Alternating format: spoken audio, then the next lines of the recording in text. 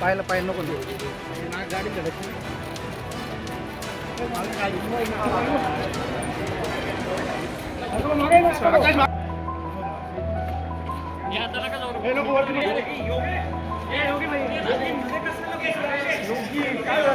उघडकीस आलेला आहे. एका कंपनीमध्ये काही महिलांचं बेनिफिट त्यांना धर्मांतर करायला लावलं. 6 जणांना अटक केलेली, मात्र त्याची व्याप्ती मोठी असल्याचं म्हटलं जात आहे. काय नेमकी माहिती आहे? अतिशय गंभीर असा विषय आहे, अतिशय घृणास्पद असा विषय आहे. एवढ्या मोठ्या कंपनीमध्ये अशा पद्धतीने त्या ठिकाणी हा अत्याचार चाललेला आहे. धर्मांतरणासाठी त्या ठिकाणी वाटेल तसे प्रयोग केले जात आहेत. नोकरीचं आमिष दाखवलं जात आहे. देवदेवतांबद्दल अतिशय आपल्या घाणेरडं बोललं जात आहे. मला वाटतं यापेक्षा गंभीर विषय दुसरा असू शकत नाही. म्हणून या संदर्भामध्ये माननीय मुख्यमंत्री महोदय अतिशय गंभीर दखल घेतलेली आहे. मुंबईहून सुद्धा टीम या ठिकाणी इन्क्वायरीसाठी आलेल्या आहेत. नाशिक पोलिसांचं मी अभिनंदन करेल की त्यांनी हा विषय, हा जो प्रकार आहे हा सुद्धा शोधून काढलेला आहे. आणि म्हणून या संदर्भात 6 लोकांना ताब्यात घेतलेला आहे. त्यांची कसून चौकशी सुरू आहे. आणि मला वाटतं याची व्याप्ती खरंच मोठी असू शकेल, मोठी असेल, निश्चित असेल. आणि म्हणून त्या संदर्भामध्ये सगळ्या चौकशा सुरू आहेत. आणि म्हणजे मुलींना गोमांस खायला घालणं, त्यांना महिनाभर रोजे पकडायला लावायचं, त्यांना नमाज पडायला लावायची आणि धर्मांतरण करायचं, म्हणजे हा प्रकार खरं म्हणजे अशी कल्पनाही करता येत नाही. आणि एवढ्या मोठ्या कंपनीमध्ये अशा पद्धतीने अतिशय सगळ्यात मला वाटतं पुढच्या काळामध्ये सुद्धा अजून काही लोक यामध्ये निष्पन्न होतील. आणि मी तर सीपींना बोललेलो आहे, त्यांना म्हणालेलो आहे, मुख्यमंत्री महोदयांनी सुद्धा सूचना दिलेल्या आहेत की आजूबाजूला काही कंपन्या आहेत त्या ठिकाणी अशी प्रकार असण्याची शक्यता आहे. आणि म्हणून मला वाटतं तिथेही चौकशी करावी. अन्यथा जे पीडित असतील त्यांनी पुढे यावं, त्यांचं नाव गुप्त ठेवण्यात येईल. त्यांनी सुद्धा पुढे जर तक्रार केली तर मला वाटतं या संदर्भामध्ये अतिशय गांभीर्याने हा विषय घेऊन जे दोषी आहेत त्यांच्यावर अतिशय कठोर कारवाई, कठोर म्हणजे या पुढच्या काळामध्ये अशी कोणी हिंमत करणार नाही अशी कारवाई त्यांच्यावर केली जाईल. याच्यामध्ये रॅकेट असण्याचा देखील संशय आहे, कारण ज्या पद्धतीने त्यांचं जी टोळी होती करत होती त्यामुळे रॅकेट असण्याचा संशय आहे. निश्चित याच्यामध्ये रॅकेट असण्याची शक्यता आहे, संशय आहे, असू शकेल. कारण 4-5 जण मिळून ज्या पद्धतीने मुलींना ब्लॅकमेल करत होते, नोकरीचं आमिष दाखवत होते आणि मग तिसऱ्याच माणसाला तिच्याकडे पाठवून की तुझे फोटो माझ्याकडे आहेत, तुझे व्हिडिओ रील माझ्याकडे आहेत, मग माझ्याबरोबरही चल, मैत्रिणींना पण आण, हे सगळं एक रॅकेट आहे. हे सगळं रॅकेट आहे, प्रथमदर्शी दिसत आहे. आणि म्हणून या संदर्भामध्ये अतिशय कसून चौकशी सुरू आहे. या बाबतीमध्ये कोणालाही माफी दिली जाणार नाही, कोणी यातून वाचणार नाही. पण हा विषय मला वाटतं अतिशय गंभीर आहे. धर्मांतर अशा पद्धतीने करून घ्यायचं आणि नुसतं मुलीचं नाही तर मुलांचं सुद्धा धर्मांतर करून घेतलेलं आहे. त्याला पैशाचं आमिष, त्याला नोकरीचं आमिष, त्या ठिकाणी जाऊन त्याला नमाज पडायला लावतायत, त्याला गायचं गोस खाऊ लावतायत, गायचं मांस खायला लावतायत. म्हणजे हा प्रकार मला असं वाटतं की अतिशय गंभीर आहे आणि याची व्याप्ती निश्चित मोठी असू शकते. म्हणून त्या संदर्भामध्ये आता चौकशी सुरू आहे. पण मी पुन्हा आवाहन करेल, जे पीडित आहेत त्यांनी समोर यावं, त्यांचं नाव गुप्त ठेवण्यात येईल, पण त्यांनी या संदर्भामध्ये आता तक्रारी कराव्या. हे एका कंपनीमध्ये उघड झालंय, मात्र अशा अनेक कंपन्या नाशिकमध्ये आहेत आणि त्या कंपन्यांमध्ये सुद्धा असा प्रकार आहे असं म्हटलं जातं. शक्यता आहे. नुसती ही तर TIS सारखी एवढी मोठी कंपनी टाटांची, त्याच्यामध्ये हा प्रकार चाललेला आहे. बाकी कंपन्या आहेत, अनेक मुलं मुली त्या ठिकाणी नोकरीला आहेत, कामाला आहेत. तर मला असं वाटतं की असं असण्याची शक्यता आहे आणि त्या दृष्टीने सुद्धा आपण तपास करावा अशा सूचना आम्ही पोलीस प्रशासनाला दिलेल्या आहेत. विशाखा समितीच्या बाबत आपण घेणार आहात का सूचना काही घेणार आहात, कारण त्या ऍक्टिव्ह नसल्यामुळे असे प्रकार जे आहेत त्याला वाढताना पाहिजे. मला वाटतं तशा सूचना माननीय मुख्यमंत्री महोदयांनी दिलेल्या आहेत की या संदर्भामध्ये या समित्या नेमल्या गेल्यात, पण त्या अधिक ऍक्टिव्ह व्हाव्यात, त्यांनी काम करावं. पण कोणीतरी पुढे आल्याशिवाय त्या गोष्टी कळत नाही. काय इतक्या छुप्या पद्धतीने सगळ्या गोष्टी चाललेल्या आहेत. पण आता एखाद दुसरी महिला पुढे आली किंवा एखादा दुसरा प्रकार पुढे आला की मग त्यातून सगळे प्रकार पुढे येतात. जसं महाराजांचं झालेलं आहे, कोणालाच कल्पना नव्हती, सगळेच त्या ठिकाणी जात होते, कॉर्पोरेट क्षेत्रात जात होते, पॉलिटिकल जात होते, सगळेच IAS IPS पासून नावं त्यामध्ये आहेत. पण म्हणून मला वाटतं की एखाद दुसरं नाव पुढे आलं की सगळे प्रकार समोर येत आहेत. आणि म्हणून मला वाटतं ज्या ज्या ठिकाणी काही प्रकार चालले असतील ती नुसती माहिती जरी आम्हाला दिली, माहिती जरी आम्हाला कळाली, पोलिसांना कळाली, तर निश्चित त्या संदर्भामध्ये सखोल चौकशी करून हे सगळं रॅकेट खोदून काढण्यात येईल. भाऊ, खऱ्या प्रकरणामध्ये एकूणच फॉरेन्सिक कडनं जो अहवाल आला आणि जे काही पुरावे एसआयटीने जमा केले, तब्बल 160 जीबीचे पुरावे हे सगळे जमा करण्यात आलेले आहेत. पेनड्राईव्ह, हार्ड डिस्क असं सगळं एकूण ते न्यायालयात देखील सादर केलं जाणार आहे. गंभीर मुद्दा होता आणि एसआयटीने एवढं सगळं गोळा केलंय. नाही, मी तेच सांगतो की या संदर्भामध्ये एसआयटी अतिशय म्हणजे रात्रंदिवस काम करते, पूर्ण वेळ त्यांनी त्यात झोकून घेतलेला आहे आणि माननीय मुख्यमंत्री महोदयाचं अतिशय बारीक लक्ष या सगळ्या विषयाकडे आहे. आणि इतका गंभीर प्रकार हा काही छोटा प्रकार नाही, हा अतिशय गंभीर प्रकार. हा दोन्ही प्रकार फक्त वेगवेगळे आहेत. इकडे धर्मांतर चाललेलं आहे आणि इकडे हे धर्मगुरू म्हणून हे महाराज काय काय प्रयोग करतायत. आणि आपणही दाखवलेलं आहे की जवळपास 160 रीलच्या संदर्भामध्ये त्या समोर आलेल्या आहेत. त्या संदर्भात चौकशी सुरू आहे, अजून काही समोर आलेल्या नाहीत, पण आपणच त्या ठिकाणी दाखवतात. आणि म्हणून मला असं वाटतं की हा विषय ही अतिशय गंभीर आहे. मला वाटतं अशा बंधू लोकांचा इतका कडक बंदोबस्त झाला पाहिजे की पुढे कोणी अशी हिंमत करता कामा नये, कोणी असे प्रकारच करता कामा नये, अशा पद्धतीने त्यांना शिक्षाही झाली पाहिजे. सिंहस्थ कुंभमेळ्याची कामं शहरात मोठ्या प्रमाणात सुरू आहे. मात्र आपल्याच सत्ताधारी पक्षाचे काही नगरसेवक कामं अडवत आहे, ठेकेदाराला त्रास देत आहे, अशा प्रकारची चर्चा सुरू होती आणि काल काही नगरसेवकांना पोलिसांनी चौकशीसाठी देखील बोलवलं होतं. नाही, मी या संदर्भामध्ये माहिती घेतली, चौकशी केली. कोणी म्हटलं की आमची पाईपलाईन फुटली आहे, 6-7 दिवस झाल्या ठेकेदार जोडत नाही, म्हणून आम्ही गेलो होतो, आम्ही वर्गणी मागितली नाही. पण त्या संदर्भामध्ये मी चौकशी करण्याचे आदेशही आमचे जे कमिशनर आहेत त्यांना त्या ठिकाणी दिलेले आहेत.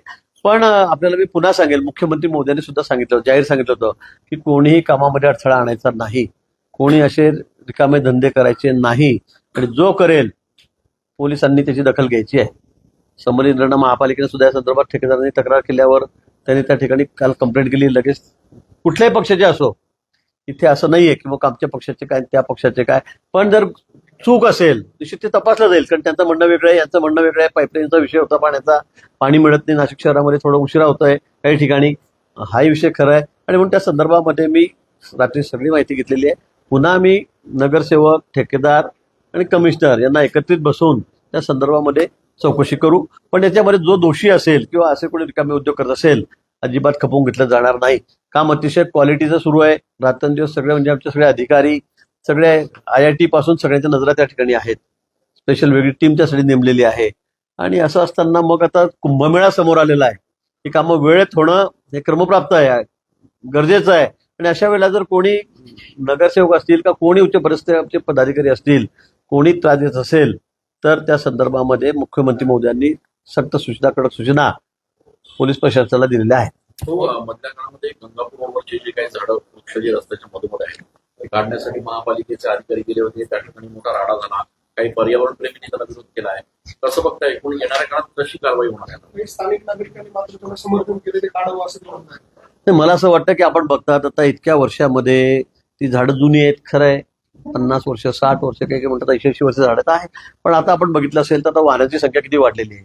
नाशिक शहरामध्ये जिथे पूर्वी 200-500 वाहनं असतील, आता त्या ठिकाणी 10,000 वाहनं झालेली असतील. 4 व्हीलरच्या बाबतीमध्ये तसंच झालेलं आहे. ट्रान्सपोर्टेशन वाढलेलं आहे, लोकसंख्या वाढते आणि त्यामुळे आपण एकीकडे असं म्हणतात की मग ट्रॅफिक जाम होते. शासन काय करतंय, प्रशासन काय करतंय, पोलीस यंत्रणा काय करतंय, ट्रॅफिकवाले काय करतायत. पण अनेक ठिकाणी आपण बघितलं असेल की मधोमध झाड आहेत आणि ती एवढी मोठी आहेत की त्याच्यावर आदळून अनेक तरुण आमचे मुलं मुली त्यांचाही मृत्यू झालेला आहे, ते मृत्युमुखी पावलेले आहेत. अतिशय करते शिकणारे मुलं घरातले हे त्या ठिकाणी मृत्युमुखी पडत आहेत. आणि म्हणून मी म्हटलं की त्या मध्ये झाड आहेत की त्यामुळे वारंवार त्या ठिकाणी ऍक्सिडेंट होत आहेत, अपघात होत आहेत, मुलं मृत्युमुखी पडत आहेत, ती काढून घ्यावी. त्या बदल्यामध्ये तुम्हाला माहिती आहे आपण किती झाडं लावतोय, तुम्हीच दाता दाखवता. मी परवा आपल्याला फोटो आलेले आहेत, केवढे मोठे झाले ते, किती हिरवेगार झाले ते झाड. आता मी आज त्याला सांगितलं की सगळ्यांना थिबक करा की दुप्पट वेगाने वाढतील. आता मी टँकरने पाणी देतो, पण थिबक करायला सांगितलंय. लागू दे 10-20-25 लाख रुपये लागतील, ते काय असतील ते. पुन्हा आम्ही झाडं मागवलेली आहेत, ती झाडं लावतोय. आणि उद्योजक असतील, CSRच्या माध्यमातून असतील, वेगवेगळ्या संघटना आहेत, त्यांच्या माध्यमातून आम्ही लाखो झाडं तर नाशिकमध्ये लावतोय. लाखाच्या संख्येत आम्ही 15,000 लावलीत, पण आम्ही ती लाखाच्या संख्येत लावतो आणि मोठी झाडं आणतो. 2 फूट, 3 फूट, 5 फुटाची नाही, सगळी झाडं 15 ते 20 फुटाची आणून आम्ही त्या ठिकाणी लावतो. पावसाळा आला की आता ती झाडं पुन्हा इतकी ग्रोथ होईल. त्यामुळे मला असं वाटतं की आम्ही पर्यावरणप्रेमी आहोत, पण लोकांचा जीव जातोय, ट्रॅफिक इतकं कमालीचं त्या ठिकाणी त्याच्यामुळे अडथळा निर्माण होतोय आणि त्यामुळे काही झाडं काढणं क्रमप्राप्त आहे. आणि म्हणून माझी पुन्हा विनंती आहे की सर्वांनी सहकार्य करावं. कारण आपल्याला आता कुंभमेळा तर आहेच, पण रेग्युलर सुद्धा ट्रॅफिकची परिस्थिती काय आहे, वाहतुकीची परिस्थिती काय आहे नाशिक शहरामध्ये? सगळे लोक ओरडतायत, शिव्या घालतायत, बोलतायत. पण मला असं वाटतं सगळ्यांच्या सोयीचा विचार करून, सगळ्यांच्या हिताचा विचार करून आपण या संदर्भामध्ये निर्णय केला पाहिजे. आणि आम्ही सांगतो की आम्ही जर 500 झाडं काढले ना, तर आम्ही 50,000 लावतोय ना, 50,000 झाडं लावतोय. मला वाटतं मग हे कोणी समजून घेतलं पाहिजे. जी झाडं मी लावलेली आहेत ती जे पर्यावरणप्रेमी आहेत त्यांनी जाऊन त्या ठिकाणी बघितलं पाहिजे की ती झाडं आता कशी झालेली आहेत, किती मोठी वाढलेली आहेत, केवढी हिरवीगार झालेली आहेत.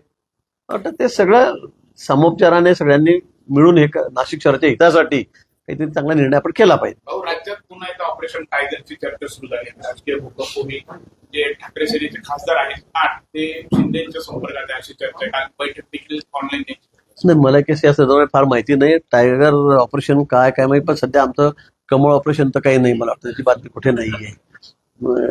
असेलही काय, आता लोक तिकडे अस्वस्थ आहेत. ठाकरे सेनेत राहायला कोणालाही रस राहिलेला नाही.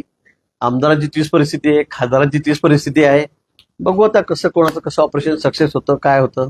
भाऊ, धर्मांतर प्रकरणामध्ये जी बीसीएस कंपनी आहे ती नाशिक महानगरपालिकेच्या भरती प्रक्रियेमध्ये आहे, तर त्याबाबत निर्णय निश्चित त्या संदर्भामध्ये सुद्धा विचार करावा लागेल. अतिशय गांभीर्याने विचार करा. त्या ठिकाणी नोकरीचा आमिष दाखवून मुलींवर अशा पद्धतीने अत्याचार होतोय, धर्मांतरण केलं जातंय, त्यांना गाईचं मांस खायला लावतायत. आणि मला वाटतं हा विषय अतिशय गंभीर आहे. म्हणजे या ठिकाणी सुद्धा असं की नोकरी लावून देतो वगैरे म्हणणारे की लोक आहेत का, बहादर आहेत का, तसं की चाललंय का? अतिशय सिरियस, अतिशय गांभीर्याने हा विषय सुद्धा त्याच्याकडे बघावं लागेल. आणि मी पुन्हा सांगेल की इतर कंपन्या ज्या आहेत त्या ठिकाणी सुद्धा खूप लक्ष घालण्याची गरज आहे, खूप लक्ष घालण्याची गरज आहे. का मला वाटतं हे सगळं रॅकेट आहे. धर्मांतरण आपण नाही म्हणतो, पण आमचे विरोधक फार मोठमोठी भाषणं त्या ठिकाणी विधानसभेमध्ये करतायत. पण हा प्रकार त्यांनी बघावा जरा काय चाललंय म्हणून, कशा पद्धतीने चाललेला आहे, कशा पद्धतीने ब्लॅकमेल केलं जाते मुलींना, हे त्यांनी बघावं. आणि मला वाटतं हे सर्रास सुरू आहे. पण निश्चित त्याची सगळी पाळंमुळं खोदली जातील.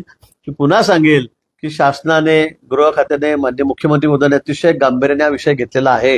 आणि म्हणून मुंबईच्या टीम सुद्धा येऊन त्या ठिकाणी बसलेल्या आहेत, तपासणी करतायत. राज्याच्या शालांत आयटी घोटाळ्यामध्ये मोठ्या प्रमाणात शिक्षकांची बोगस भरती झाली आणि नाशिक विभागात सर्वाधिक मोठी भरती झाली. त्यामुळे आता जी एसआयटी नेमली होती ती एसआयटी मुक्का लावण्याचा विचार करते. पहिल्यांदा असं होतंय की या शिक्षकांवर, शिक्षण अधिकाऱ्यांवर मुक्का लावला जातो. मला वाटतं या संदर्भामध्ये कॅबिनेटमध्ये चर्चा झाली, विधानसभेमध्ये चर्चा झाली आणि मोठं रॅकेट या ठिकाणी पण आहे. हे आपल्याला निश्चित मान्य करावं लागेल. त्या ठिकाणी अनेक शिक्षकांच्या काही असे लोक आहेत की ते आम्ही तुम्हाला करून देतो, आम्ही तुम्हाला भरती करून देतो, आहेत असे म्हणणारे. शाळेमध्ये जाऊन तुमची 20 जागा बदल्यातील, 10 लाख प्रमाणे आम्हाला द्या, 15 लाख प्रमाणे आम्हाला द्या, बाकीचे काय तुम्ही घ्या. हे असं चाललेलं आहे आणि प्रथमदर्शनी उघड झालेलं आहे. त्या संदर्भामध्ये एसआयटी स्थापन झालेली आहे. माननीय मुख्यमंत्री महोदयांनी ती केलेली आहे आणि त्याचा अतिशय बारकाईने सगळा अभ्यास चाललेला आहे, तपास चाललेला आहे. मला वाटतं जे जे दोषी असतील निश्चित त्यांच्यावर कठोर कारवाई होईल. आणि शासनाचा पैसा अशा पद्धतीने बोगस शिक्षक भरून, बोगस भरत्या दाखवून, काही अगदी मागच्या अधिकारी जे 2-4 वर्षापूर्वी रिटायर झाले त्यांच्या मागच्या सह्या दाखवून त्या ठिकाणी काही बहादर करतायत. बाहेरची लोक आहेत आणि त्याच्यामध्ये जे अधिकारी आहेत ते सामील आहेत, तेही आहेत. त्यामुळे मला वाटतं सगळं हे संघटितपणे चाललेलं काम आहे, गुन्हेगारी ही. त्या संदर्भामध्ये निश्चित खूप कठोर कारवाई या सगळ्यांवर होईल. भाऊ, मुंबईमध्ये नगरसेवकांना निधी वाटपामध्ये कुठेतरी असमानता आहे असं बघायला मिळते. जिथे 2 ते 20 कोटी रुपये सत्ताधाऱ्यांच्या नगरसेवकांना आहेत, ठाकरेच्या नेत्यांना फक्त 2 ते 10 लाख रुपये पैसे दिले जातात. मुंबईच्या बाबतीमध्ये मला काही नक्की माहिती नाही, तपासूनच सांगेल. मी आताच बातमी काही महापौर सांगत होते तेवढंच मला माहिती.